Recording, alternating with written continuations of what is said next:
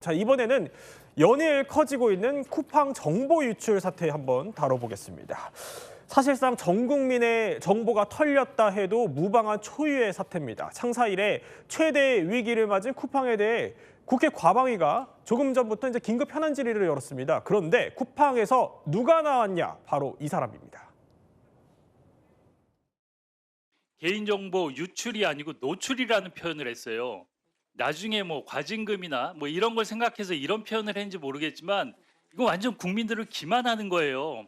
예, 저희가 좀 생각이 좀 부족했었던 것 같습니다. 지속적으로 노출이라고 쓰고 있어요. 국민들에게 사기치는 겁니까? 박대준 대표의 이름, 이메일, 사는 집 주소번호 피해를 입었습니까? 안 입었습니까? 개인 박대준은. 예, 입었습니다. 그런데 왜 쿠팡은 아직도 개인 피해가 없다고 합니까? 자, 대한민국이 집 앞까지 털렸는데도 정작 국회에 불려나와 고개를 숙인 건 월급 사장이었다, 이런 비판이 나오고 있습니다. 창업주 김범석 의장은 끝내 모습을 보이지 않았고요. 자, 이남희 기자. 자, 대표가 그냥 국회에서 출석하는 선에서 정리가 된 거예요. 그러니까 여야도 오늘요, 이 긴급 현안 질의하면서 가장 많이 물어본 질문 중에 하나가 김범석 의장 어디로 갔느냐, 왜 안 나오냐, 이거였습니다. 네. 그런데요, 오늘 바로 답변에 나온 사람은 월급사장, 그러니까 한국법인의 대표를 맡은 사람이었습니다. 아, 한국에서 벌어진 일은 자신이 책임이다, 이렇게 말한 거죠. 사실은요, 저도 이제 경제부 오래 보면서 쿠팡 쪽 취재할 일이 많았는데 김범석 의장 네. 만난 적이 없어요. 아, 없으세요? 왜냐면은 자 2021년에 쿠팡이 미국에 상장합니다. 그때 뉴욕에 나와 있는 한국 특파원을 만난 적이 있어요. 그 이후에는 거의 이제 한국 언론과는 거의 만난 적이 없던 걸로 그건 뉴욕에서 기억을 하는 거고요. 그러니까 한국 언론에서, 한국에서는 거의 만난 적이 없고, 오늘도 그래서 한국법인 대표가 직접 나와서 설명을 한 겁니다. 자, 그렇다면 지금 이 상황을 쿠팡 측에서는요, 어떻게 설명을 할까요? 이런 결정의 이유를 이렇게 말합니다. 김범석 의장님 지금 어디 있습니까? 제가 지금 현재 정확한 위치는 알고 지금 있습니다. 작은 것까지 본사에 다 보고하죠. 한국법인의 결정은 대부분 제가 최종적으로 승인을 하고 있습니다. 사태가 이만큼 심각한데도 실질 소유주인 김범석 의장의 거취를 지금 모르고 있다 그러면 이게 말이 됩니까? 대한민국 통째로 흔들어 놓고 박대준 사장할게, 그럼 나가서 총알바지 좀 하고 샌드백 좀 하고 오라, 이 얘기입니까? 아니요, 그렇지 않습니다. 자, 그러니까 쉽게 말해서 이게 한국 법인 문제고, 이쪽 문제는 본인이 다 결정한다면서 적극 방어한 거예요. 자, 그러면은 정말 박 대표 말대로 김범수 의장, 한국 법인이나 아예 상관이 없어요? 일단 김범석 의장 같은 경우는 2021년에 한국 법인에서 등기 이사직을 모두 사임을 합니다. 그리고 한국 법인에 대해서 주식을 하나도 갖고 있지 않죠. 근데 이건 표면적인만 그렇고요. 실질적으로 봤을 때는 한국의 쿠팡의 주식의 100%를 미국 쿠팡 INC가 가지고 있고요. 미국 쿠팡 INC의 의결권의 74%를 김범석 의장이 가지고 있습니다. 의결권을? 사실상 한국 쿠팡의 모든 지분에 대한 의결권을 김범석 의장이 갖고 있다라고 하더라도 무리한 말이 아닌데요. 더구나 한국 쿠팡에 관련된 경영상 관련된 주요한 사항을 다 미국 법인에서 결정을 하고 있습니다. 그러다 보니까 김범석 의장이 한국 쿠팡의 이런 경영적인 부분까지 다 관여를 하면서 실질적인 책임을 회피를 하고, 아까 뭐 영상에서 보신 것처럼 한국 법인의 대표가 총알바지, 샌드백 역할만 하도록 하는 거 아니냐라는 비판이 나올 수밖에 없는 지점입니다. 그러니까 그 설명을 종합을 하면은, 자, 이렇게 책임은 나누면서 지배력은 유지하고 있는 거 아니냐, 이런 지적이 나오는 겁니다. 자, 그런데 이남희 기자, 우리나라에서 통상적으로 생각을 해보면 그 기업에서 큰 일이 이제 터지면은 총수들이 보통 직접 나와서 고개 숙였잖아요. 그래서 더 비판 나오는 겁니다. 조금 더 설명을 덧붙이면요, 쿠팡에서 매출이 발생하는 게 90% 이상이 한국에서 나와요. 한국 지역권이 9만 명이 넘습니다. 그래요? 결국은 돈은 한국에서 90% 이상 벌면서, 그리고 모두 결국은 지배를 한국 법인을 하면서 김범석 의장은 직접 나서지 않아서 더 비판을 받고 있는 겁니다.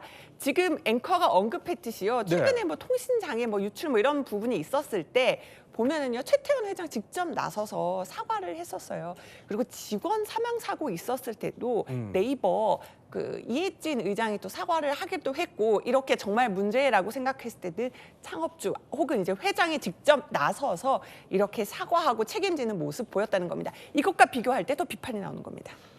자, 쿠팡을 실질 지배하고 있는 김범석 의장이 전면에 나서지 않고 있는 동안 쿠팡은 미국 뉴욕 증시에서 지금 5% 넘게 급락을 했습니다. 그런데 여기 보면은요, 박희태 변호사, 수익을 낸다. 이건 무슨 얘기예요?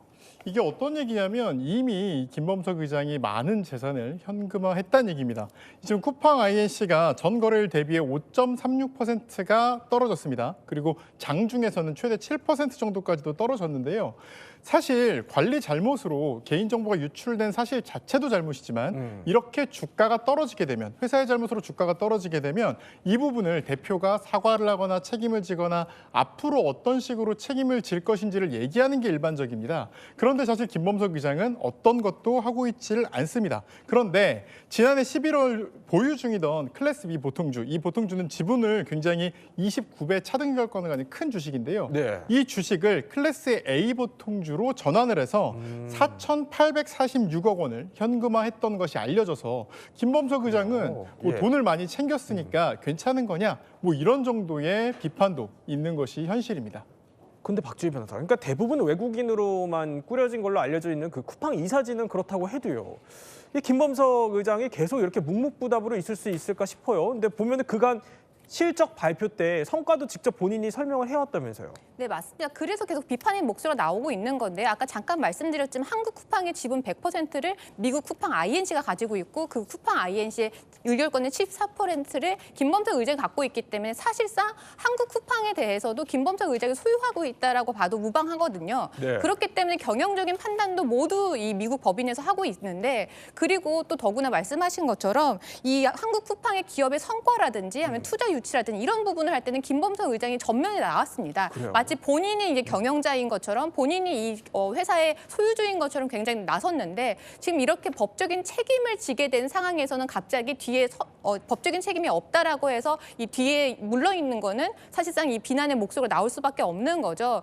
근데 지금 이 개인정보 유출에 대해서 지금 징벌적 손해배상을 강화를 해서 이 기업에다 책임을 묻자 이런 얘기가 나오고 있는데요. 네. 한국 법인에 있어서 징벌적 손해배상을 이제 막대하게 이제 하면 사실상 한국 법인이 타격을 입고 그러면 결국엔 실질적으로 미국 법인 타격을 입는 것도 마찬가지긴 한데 지금 근본적으로 김범석 의장을 이런 뭐 국회 청문회라든지 아니면 법적인 책임을 못 묻는 이유는요. 공정거래법상 외국인은 재벌 총수에 지정이 되지 않습니다. 그런데 김범석 의장 같은 경우는 지금 국적이 외국인이기 때문에 네. 우리나라 법의 규율에 따르지 못하는 거죠. 사실 그 부분도 먼저 좀 개선이 필요한 부분입니다. 자, 이렇게 사실상 뭐 전 국민 개인정보가 다 털리는 난리통 속에 자, 쿠팡의 사과문이 이틀짜리였다 이런 논란까지 지금 추가됐습니다. 이건 무슨 말일까요?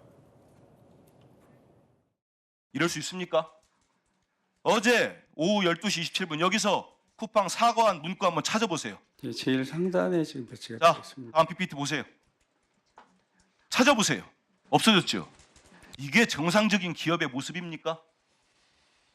하루 사이에 이것도 없애버리고 현재 지금 2차 폐나 불안하시는 분들이 CS로 인입돼서 별도 이메일 공지로 상세한 내용과 사과문을 보내려고 지금 준비 중에 이건 무슨 소리예요? 그러니까 다시 쓰려고 일단 사과한 걸 지웠다 이 얘기예요?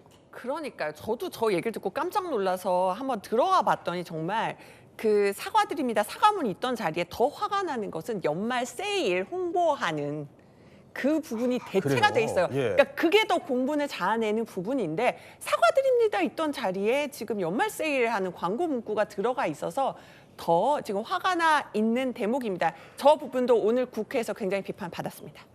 자, 또 많은 국민들이 또 불안과 우려를 표하고 있는 만큼 더 무거운 책임과 수습책이 뒤따라야겠습니다.